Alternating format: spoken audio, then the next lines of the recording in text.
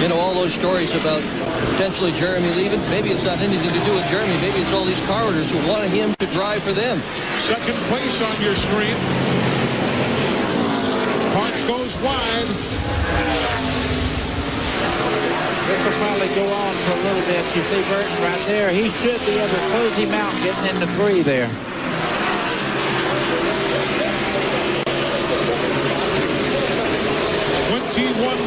To go. Meanwhile, the race leader, Rudd, has to deal with Kevin LePage. Some race traffic. LePage is on the lead lap. He's in 22nd spot. Doesn't want to go a lap down. And exactly right. He wants to stay in the lead lap, but Rudd just powers by. But look at the traffic in front of Ricky Rudd right now. That could pose a problem as we close in on the last few laps here. Ricky's going to have some traffic to deal with. Eli, I spoke to Michael McSwain, the crew chief for Ricky Rudd, and asked him about the observations that Buddy Baker was making about Ricky changing his line. I asked him if something was wrong now with the 28. He said he has no idea. Ricky is not saying trouble anything. on the back straightaway. Right in front of the leaders. Rudd hit him. Ricky Rudd is in it. As the drivers bounce off one another. Burt goes around, takes the lead. Steve Park goes by. He'll take second. Ricky Rudd getting caught up in an accident. Rudd on fire. Ricky Rudd's car on fire. Coming down pit road, the fire was just coming out of the race car. The fire clearly extinguishing itself.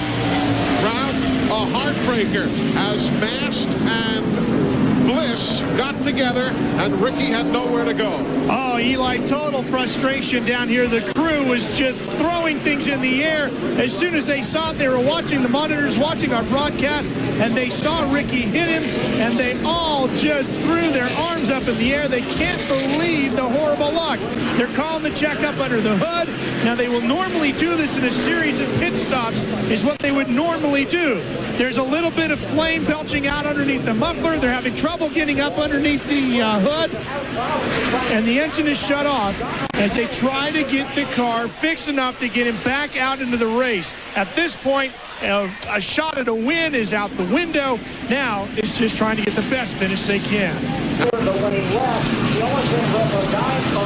Do you just believe Ricky Rudd's luck? Do you believe? No, I do not. Because there's Mike Bliss's machine. Something happened to the 14 of Rick Mast in the middle part of the back straightaway. He slowed drastically. There was sparks coming out, and Mike Bliss had nowhere to go. Run right in the back of him, and here comes Ricky Rudd along and gets collected up in something he had nothing to do with. Unbelievable. This can be a terribly cruel sport sometimes. Here's what happened. Watch it again on the backstretch. Yeah, you can see the 14 slowing way down there. Buddy had it right. Rick Mast slowed way down. And here comes Ricky. No place to go. Bam, into the back end of Mike Bliss. And you're right. It wasn't Bliss's fault. It was really nobody's fault. No. Something breaks on Mast's car. He slows so dramatically. There goes Bliss ramming him, lifting him off the ground. He hit him so hard. And if Bliss had gone the other way, Rudd would still be leading this race.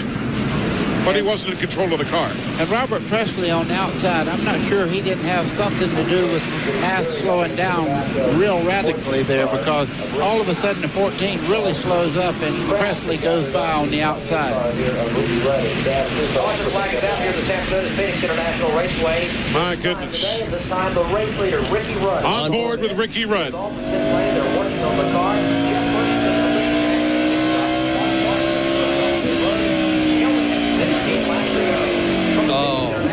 I mean, the bottom looked clear, didn't it? And then all of a sudden it wasn't clear anymore. Here's what Rick Mast saw. Let's see how this whole thing begins now. This is turn 1. He goes way up there.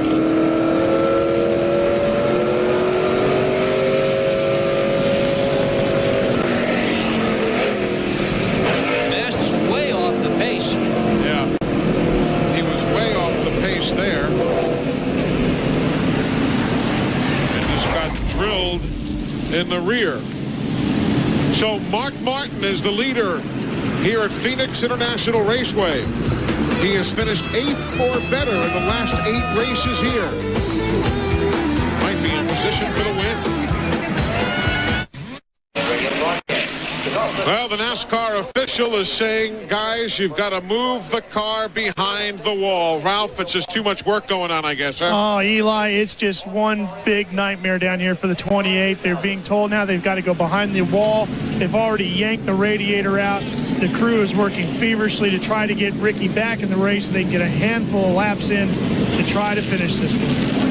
Now, the guys in the truck found another view from Michael Waltrip's onboard camera, and you can clearly see now what happens. You'll see the debris come out from underneath Rick Mast's car. He'll cut a tire down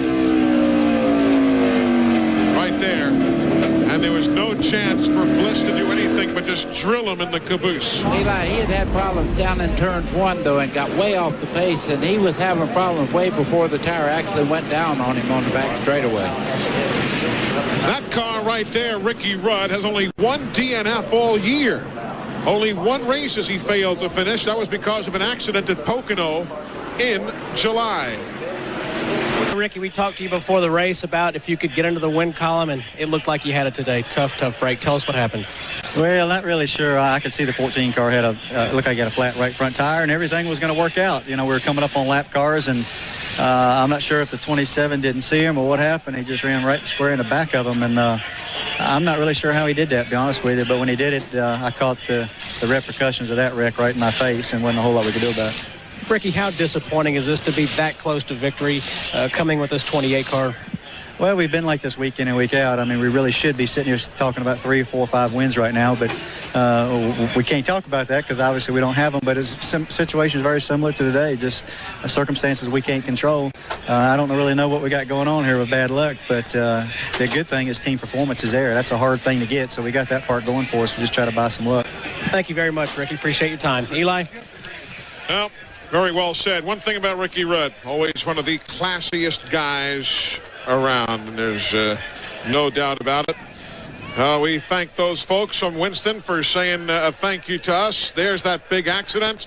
Rick Mast had his problems. Mike Bliss was on his tail. And, you know, with all due respect to what Ricky said, and I've never driven these race cars, buddy, but I don't see anything Mike Bliss could have done. He had a car on the outside going by on the outside, which was Robert Presley, and another car on his inside. He had no choice.